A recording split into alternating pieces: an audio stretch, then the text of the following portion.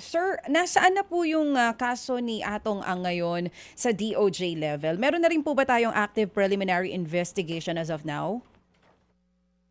Kaso ni Atong Ang po. Yes Yung po, kaso ni oo. Atong Ang po, May na-resolve arrest po warrant ito. na. May arrest warrant na.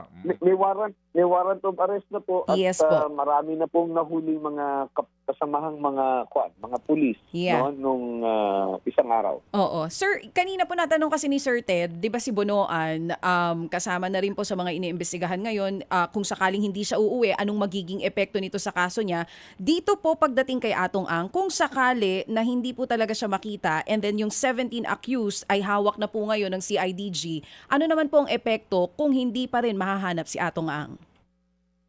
Well, binanggit po namin, naliwanag po namin kahapon na sa ganyang pagkakataon, ang kaso as far as Atong Ang may just be archived. I-issuehan lamang po siya ng tinatawag nating bench warrant. No? Kasi para malinaw lang po, no, DJ Chacha, yung usually kapag ang na-file na po yung impormasyon sa husgado, ang husgado po ay meron pong 10 araw para mag-issue ng mag-determine ng probable cause kung ito'y mag-issue ng warrant. So nag-issue na nga po ng warrant itong Santa Cruz Court, no, RTC.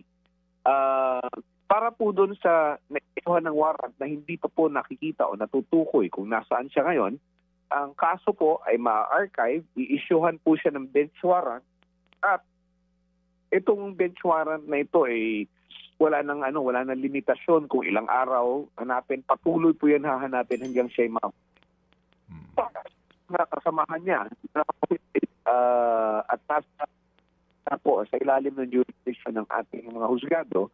Ang mangyayari po diyan, magpapatuloy po ang kaso as far as they are concerned. So they will be subjected to arraignment and the hearings can proceed as far as they are concerned. Ayun, So hindi po yan mabibinbin, hindi po yan mabibinbin simply because hindi pa po nahuhuli si Ginoong Atong Ang. Mga kapatid, brothers and sisters, saan ka pa? Dito na tayo sa totoo.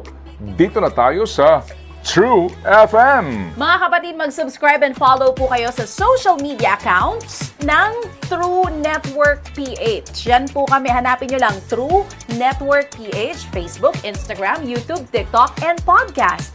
Mapa Apple or Spotify man yan, mahahanap nyo kami. Lahat ng mga napapanood at napapakinggan nyo po sa programa, nasa social media accounts namin yan. So paano mga kapatid? See you sa social media!